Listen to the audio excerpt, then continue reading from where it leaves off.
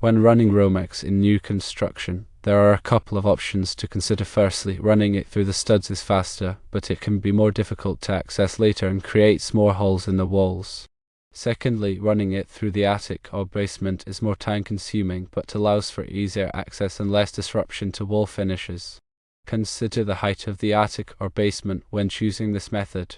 Fire caulk openings before the drywall is installed once the framing is complete and all rough ends are in place. When running Romex in a bundle, if there are 5 raceways or more through joists over 24 inches, you need to derrit the conductors. Yes, derrit according to the National Electrical Code Table 310.15. C4. For a bundle of 5 raceways, each conductor is derrited to 80%. When running Romex in an attic, several requirements must be met. Firstly, within 6 feet from the attic opening, it must be secured. This is required for ease of access.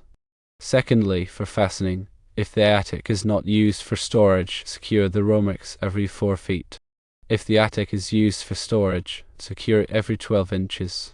Other requirements include maintaining a minimum of 12 inches clearance from insulation and not fastening Romex to the underside of joists.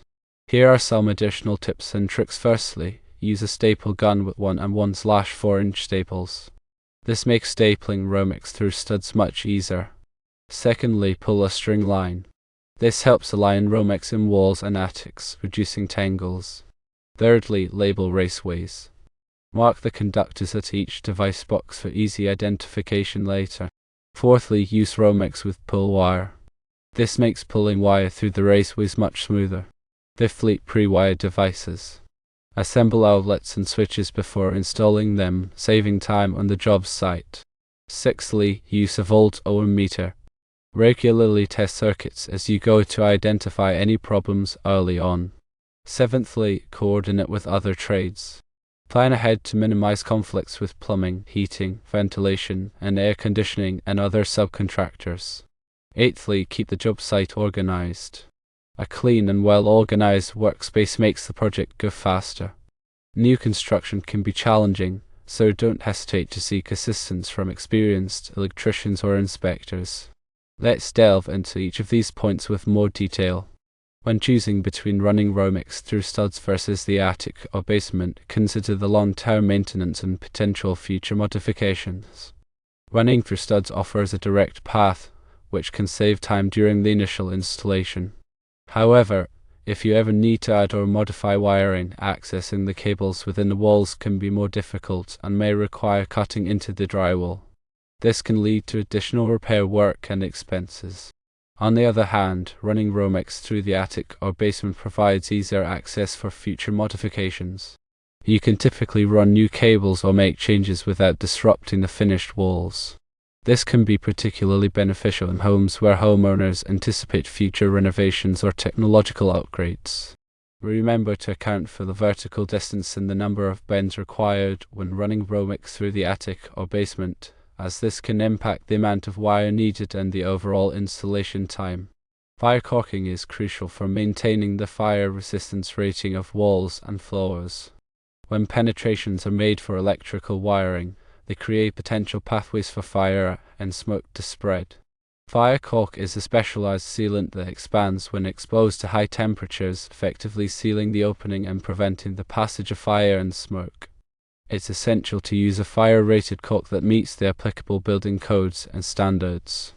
Ensure that the caulk is applied correctly, filling the entire opening around the wire or conduit. When derriting conductors in Romex bundles, it's important to understand the National Electrical Code requirements. When multiple current-carrying conductors are bundled together, the heat generated by each conductor can raise the overall temperature of the bundle. This increased temperature can reduce the ampacity of the conductors, potentially leading to overheating and insulation damage. National Electrical Code Table 310.15. C4 provides derriting factors for various numbers of current-carrying conductors in a bundle. For example, if you have 4 to 6 current-carrying conductors, you must derrit the ampacity of each conductor to 80%. This means that if a conductor is normally rated for 20 amps, you would need to reduce its ampacity to 16 amps. When running Romex in an attic, The 6-foot rule from the attic opening is intended to provide a clearer and unobstructed pathway for accessing the wiring. This is particularly important for emergency responders or electricians who may need to quickly locate and address electrical issues in the attic. The fastening requirements for Romex in attics depend on whether the attic is used for storage. If the attic is not used for storage, you can secure the Romex every 4 feet. This helps to keep the wiring organized and prevents it from sagging or becoming damaged.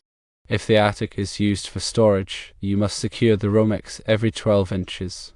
This is because the weight of stored items can put additional stress on the wiring, increasing the risk of damage. Maintaining a minimum of 12 inches clearance from insulation is important to prevent overheating of the Romex. Insulation can trap heat, which can reduce the ampacity of the conductors and potentially lead to insulation damage. By providing adequate clearance, you allow for better air circulation and prevent the Romex from overheating. Do not fasten Romex to the underside of joists, as this can expose the wiring to physical damage from foot traffic or stored items. It's better to run the Romex along the top of the joist or through pre-drilled holes. Now, let's elaborate on the additional tips and tricks. Using a staple gun with 1 and 1/4 inch staples can significantly speed up the process of securing Romex to studs. Make sure to use insulated staples that are specifically designed for Romex to prevent damage to the cable's outer jacket. When using a staple gun, be careful not to overdrive the staples, as this can also damage the Romex. Pulling a string line is a simple but effective way to ensure that Romex runs straight and organized. This not only improves the appearance of the wiring but also makes it easier to trace circuits and troubleshoot problems in the future. When pulling a string line, use a level to ensure that it is perfectly horizontal or vertical. Labeling raceways is crucial for identifying circuits and preventing confusion during future maintenance or modifications. Use a permanent marker or label maker to clearly label each Romex cable at both ends, indicating the circuit it serves. This will save time and effort when you need to work on the electrical system later on. Using Romex with pull wire can make the process of pulling the cable through conduit or tight spaces much easier. The pull wire is a thin, flexible wire that is pre-installed in the Romex cable. Simply attach the pull wire to the end of the Romex and use it to pull the cable through the desired path. Pre-wiring devices, such as outlets and switches, can save a significant amount of time on the job site. Assemble the devices with the necessary wires and connectors before installing them in the electrical boxes. This can be done in a central location, such as a workbench, where you have easy access to tools and materials. Using a volt-ohm-meter is essential for testing circuits and identifying potential problems early on. Before energizing any circuit, use a volt-ohm-meter to verify that the wiring is correct and that there are no shorts or open circuits. This can prevent electrical hazards and costly repairs later on. Coordinating with other trades is crucial for avoiding conflicts and ensuring that the electrical work is completed efficiently.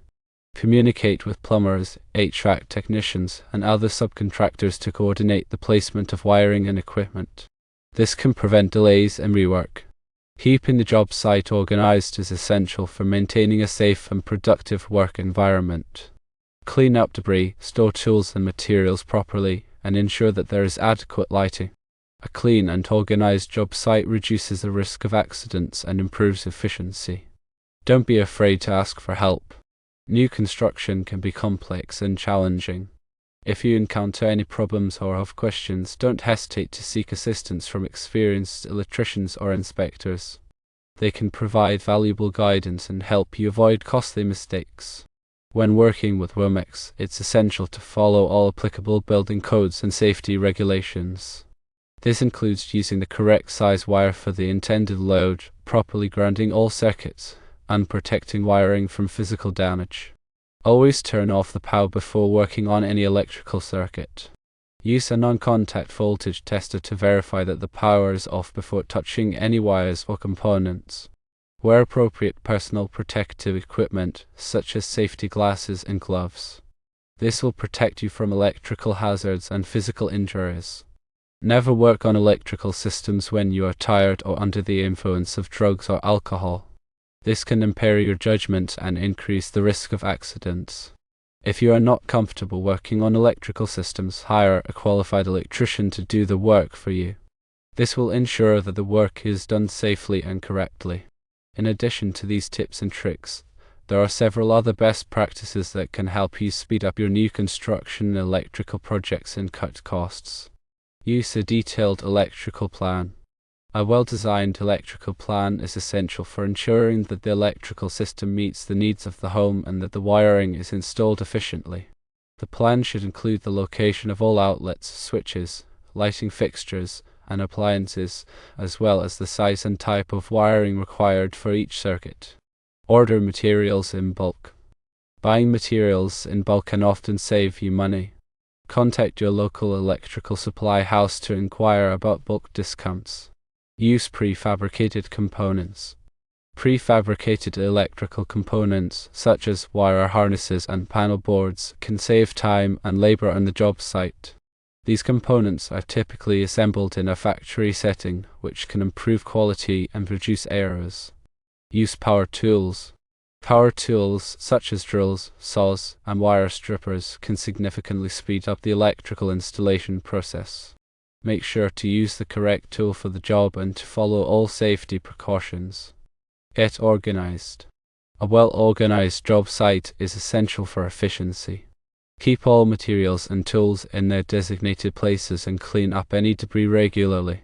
This will help you to find what you need quickly and to avoid accidents. Work as a team. If possible, work with a team of electricians.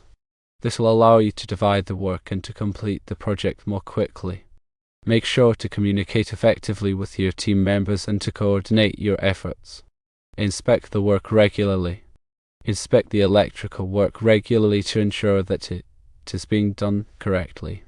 This will help you to identify and correct any problems early on before they become more serious. Document the work. Document the electrical work as you go. This will help you to keep track of the wiring and to troubleshoot any problems that may arise in the future. Following these tips and tricks can help you to speed up your new construction electrical projects and cut costs. However, it is important to remember that safety should always be your top priority. Always follow all applicable building codes and safety regulations, and never take risks when working with electricity.